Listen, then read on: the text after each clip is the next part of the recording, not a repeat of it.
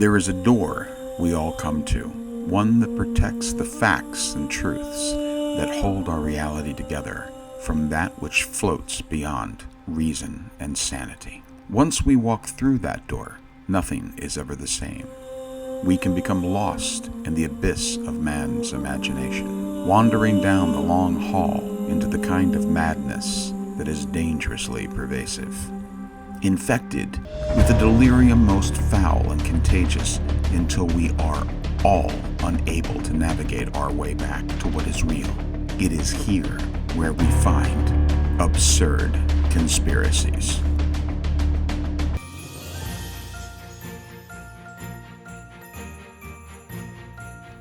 There's no holiday above it. Christmas, the lights, the trees, the gifts, and the pageantry of the season is second to none in the world.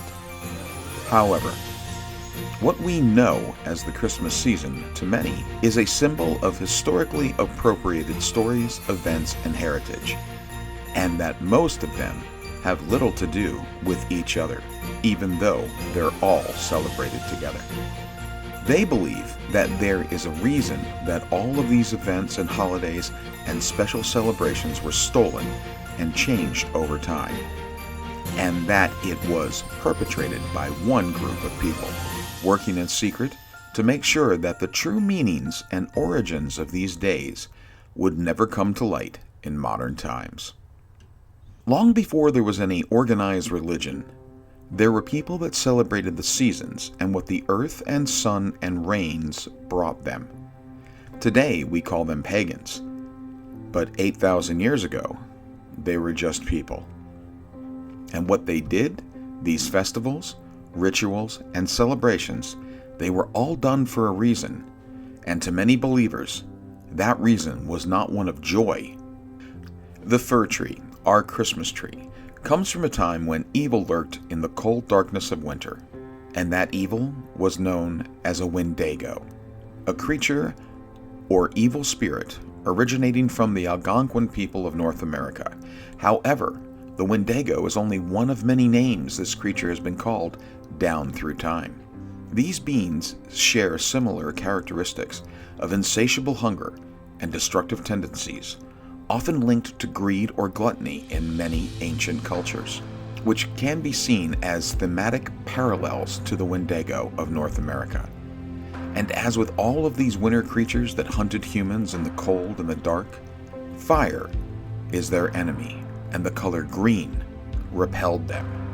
So, believers think that in ancient times, the Druids, the pagans, and the indigenous tribes of many nations, during the coldest and darkest months of the year, they would bring evergreen branches from fir trees to their homes as protection, and light these trees on fire outside their home to make sure that these monsters were kept at bay. Many believe that these creatures were hunted to extinction during the Dark Ages by a group of brave knights, the Knights Templar, whose sole secret task was to rid the world of all evil monsters that roamed the night. The people have the Templar Knights all wrong. They were killing to protect the humans. Back then, these monsters and creatures were everywhere. A special part of the church was formed to handle this, and they employed the Knights Templar. They bravely went after all of these things that would hunt humans. They took on the creatures from all lands, vampires, werewolves, changelings, dragons, even sea monsters like the kraken and the giant octopus. They were heroes. They did this for 300 years, waged war on these dark things, and when they were done, the church made sure that no one would ever even remember that these things were real. Believers say that most, if not all, so-called mythical creatures from ancient cultures were very real and very deadly. The question is, why did these things even exist at all? And that, they say, is the real cover-up.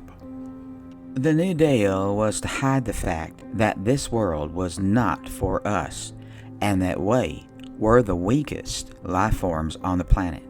We were prey Some of them even kept us like cows or pigs are kept today, penned in, waiting for slaughter. And those stories were invented to give humans the strength and courage to fight back. Stories about God that made us and that loves us and that we were special.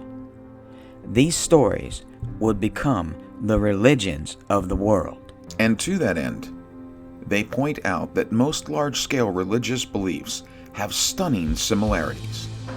Christ, Horus, Mithra, Gilgamesh, and others all have the same backstory. They were born of a virgin, had 12 disciples, performed miracles, died, and were reborn 3 days later. And that almost all cultures share the same laws that we would call the Ten Commandments today.